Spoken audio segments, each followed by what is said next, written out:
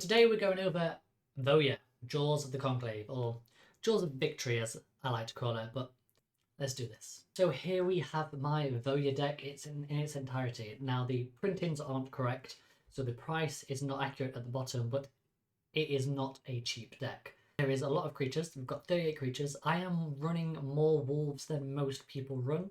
I'm also running a sorcery speed overrun effect just to make sure I can get that damage through and trampling for the win. I am running quite a bit of removal spells as well as loads of protection. And that is due to the big weakness of this deck. You lose your board state, you lose any presence you have on this deck. So that is why I'm running so many protection spells. And also, I'm running loads and loads of way of giving haste. And if you're playing at a table where 3 other people don't like Voja, they will all band together to make sure Voja dies every time. So being able to give it haste so you can act straight away is critical in this deck. There are a few more like enhancers and nice cards to have. Obviously, Guardian Project, Hardened Scale, stuff like that are really nice. The land base as well for this deck is so finicky. Because we have so many green spells, you have got to make sure your land base in this deck is on point. So you've got all 3 colours to cast a Voja by turn 5, if not by turn 4, which is what I'm trying to do on most occasions. So yeah, there is fetch lands in here, there's all your Pains lands, there's all your shock lands, there's the triomes. I'm running the scry lands just to make sure I can set up my next draw. I have Temple of False Gods in here as well because you normally get plenty of lands out. I'm running 39 lands including MDFCs. Obviously one of those is the Kalanli Ambush because it's removal and also a land.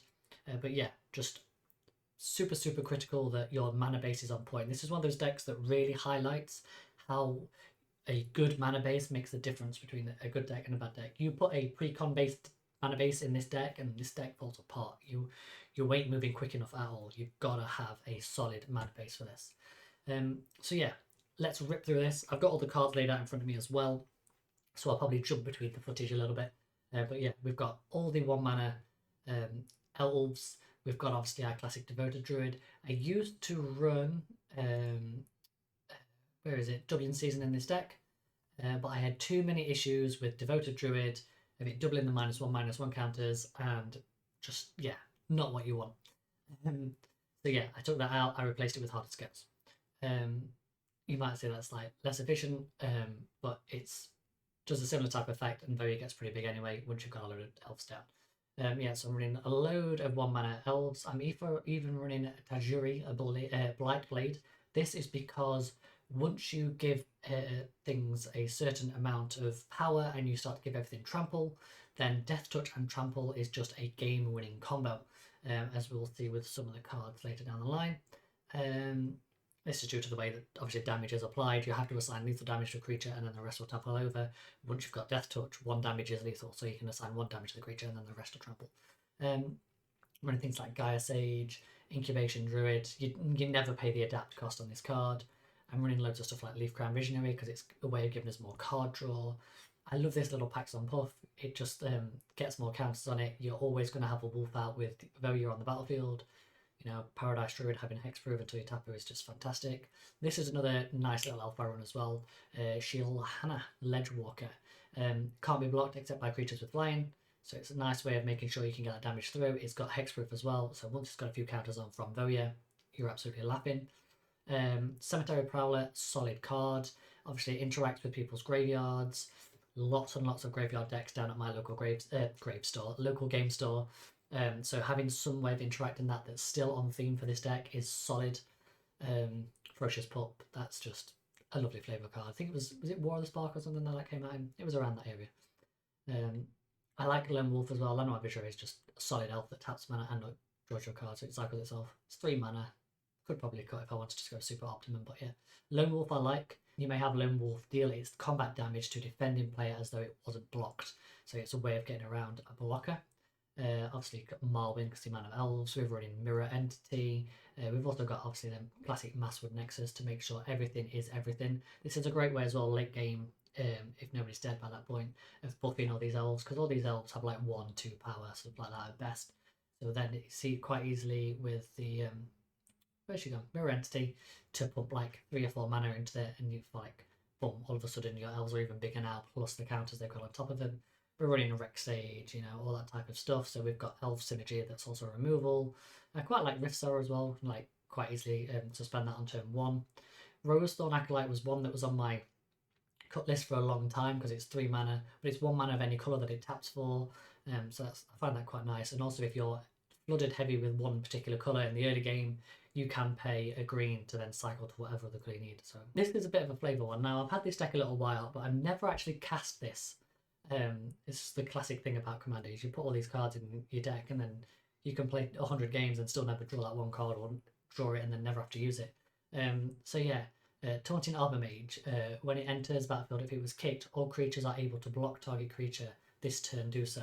So you can literally cast this for its kicker cost. So for 6 mana, like bear in mind you're casting Voja on turn 4, turn 5, you could potentially be casting this and forcing everything to block something that's completely irrelevant, to making sure you can get that mana damage through and everything like that, which is really fantastic. Another way of giving your mana indestructible here.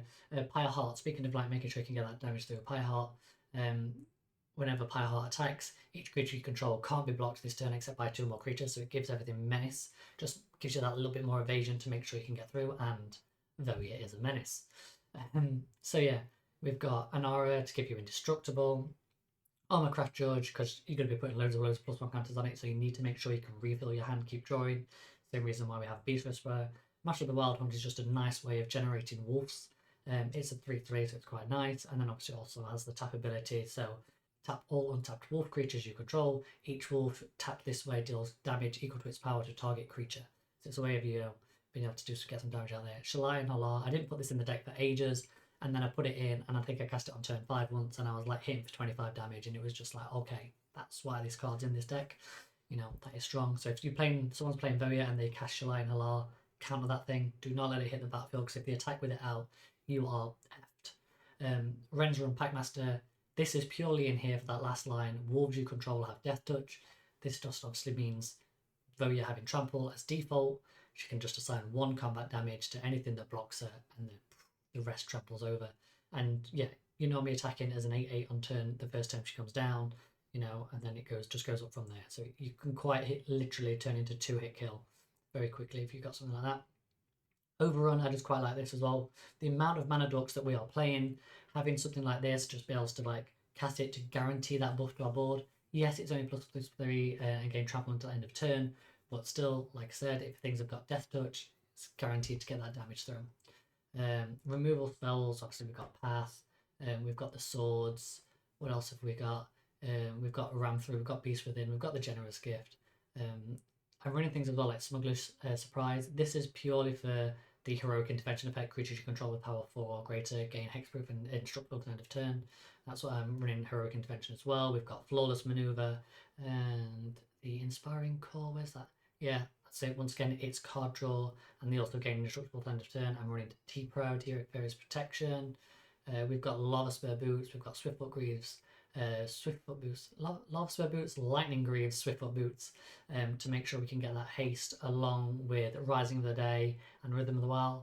I found I was going to get further for the longest time, and then I realised, oh, would you know it? Lord of the Rings printed just a better version of it. You know, it just gives you legendary creatures +1/+0 as well, so that's just extra value. I'm running Great Henge. Great Henge is one of those cards that I got really lucky, and I pulled 2 copy back in Throne of Eldraine when I first started playing, and like I eventually traded one away, but I've just kept one, so that is the only reason why it's here. I'm not sure I would run it normally otherwise. With Voja out and attacked once, yes, it only ever costs you 2 green, and it's a solid card, but it's not critical to the deck in any way, shape, or form. Masterwood Nexus is just a game changer. Like, this has just recently been reprinted as well, so if this has dropped, I've not kept an eye on it. If this has dropped, it could be a solid time to pick this up. It's just great in loads of Kindred style decks.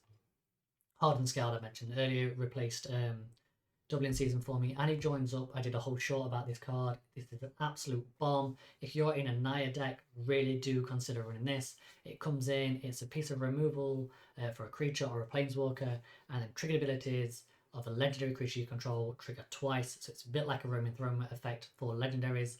Obviously, if you're playing a Naya commander with a strong ETB, you know, or a strong triggered effect, such as Gishath or like Voja, something like that, then this is just an absolutely solid card.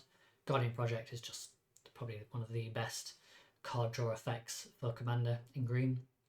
And then we've got Leyline of Abundance. I put this in the deck thinking, oh yeah, I'll probably get this out like 1 or 2 games, like in its lifetime. I've cast this on turn 0 probably 5 or 6 times already.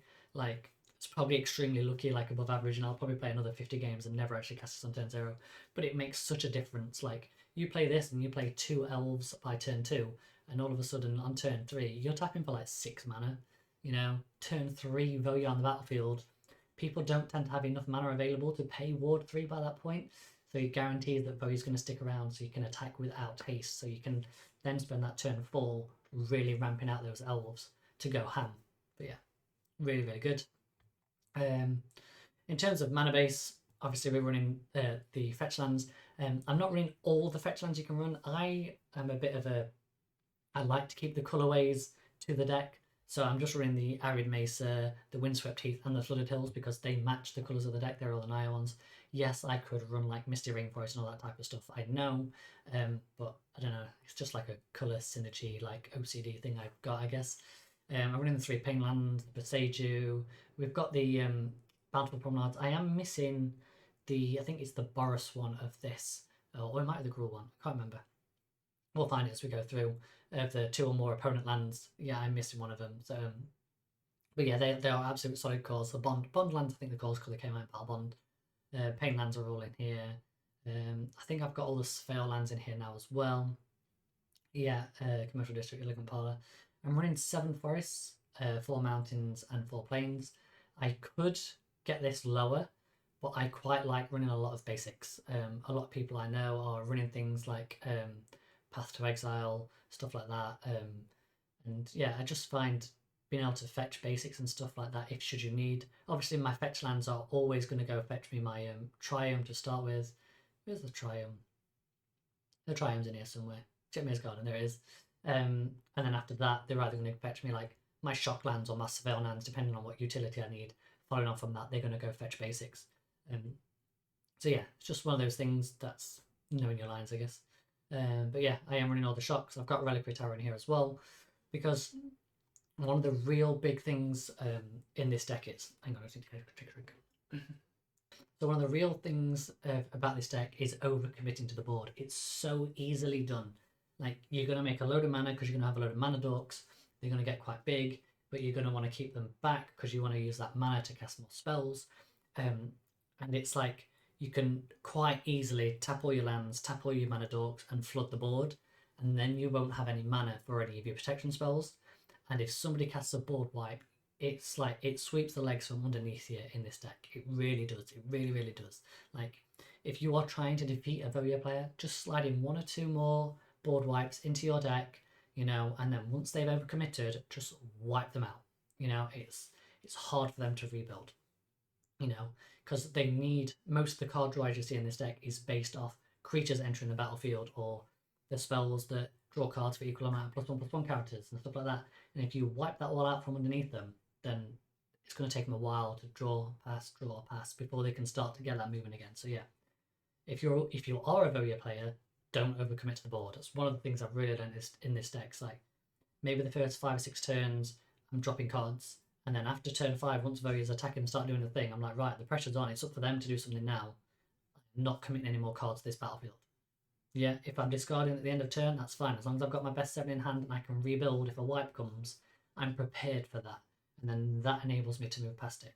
So yeah, if you are a Voja player, don't overcommit. Just get enough on the battlefield to do what you need to do. Remember, with Voja attacking and just like 3 elves or 4 elves on the battlefield, your board state is getting bigger and bigger every turn. Your opponents have to answer.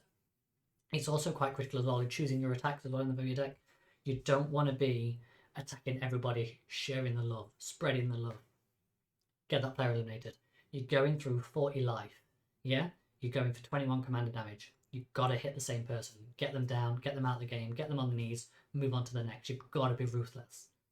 People know this is a strong deck. People know this is a strong card. There is no hiding it. You've got to be ruthless when you play the deck, because if you try and share the love, you are going to end up paying the price. I've often found as well, people will want to side with you politically in the game. But, oh, don't attack me next turn because I want to do this and this and that. And that is so, so helpful in Voja, because it means you just have to then eliminate 2 players. Yeah, so if somebody offers you as a deal as a Voja player, you should really consider taking, right, I won't attack you for 3 turns, you know, or I won't attack you until those guys are dead. Awesome, sweet. My options are now more limited. You know, as long as that player is not doing anything major critical to affect me, you're like making deals. It's like, right, you won't F with my board, I won't F with you. We're good, sorted. It streamlines your targeting like reticle. You can just then go after those other 2 players, and it's that can really win you the game, and that's what won me a lot of the games early on in Commander. Mutavault as well, I forgot to mention in this deck. It taps and activates itself. Like, you don't care if this is untapped as a creature, just tap it for 1 mana, spend that mana to activate its own ability. It becomes a creature with all types. It becomes an elf, it becomes a wolf. Doesn't matter that it is tapped. Yeah, it's going to draw your card and get you an extra counter on everything. So yeah, that's another good one to just point out. But yeah, this deck is solid. You know, you want a good opening hand. You want to be getting to that 5 mana by turn 4, if not turn 5. And you want to have some way of protecting your board state within the first couple of turns. That means either getting some card draw in your opening hand or getting that protection spell in your opening hand. So yeah, you've got to look after your commander. Like, even with like the Love Spur Boots, Swiftfoot Boots, Lightning Greaves, that type of stuff. Like, your commander already has Ward 3, but like a Lava Spur Boots having it Ward 3 and then also Ward 1, you know, that's 2 triggers of Ward on 1 creature. So technically, if somebody targets it, it's targeted. Do you pay Ward 3? No. Also, do you pay Ward 1? No. Yeah, you know, you get 2 chances of countering that spell. So yeah, it's fascinating, really fascinating deck. It's taught me a lot as well about like overcommit to the board and not overcommitting to the board. Yeah, it's really a fantastic deck to play. I know for a lot of people it's off-putting because it's strong, but I would really highly recommend this as a deck to play. So if you see somebody playing at your local game store and they have a Voja deck and they don't mind letting you play with it, then I really recommend, you know, playing with someone's Voja deck, or trying it out for yourself, building it on Moxfield, place testing on Moxfield, so you can just see how these types of decks play. And that's one really good way of analysing a deck's weaknesses. It's like, oh, I've got this person that I always play again in my pod, and he plays this deck and it's just brutal and I can't get past it.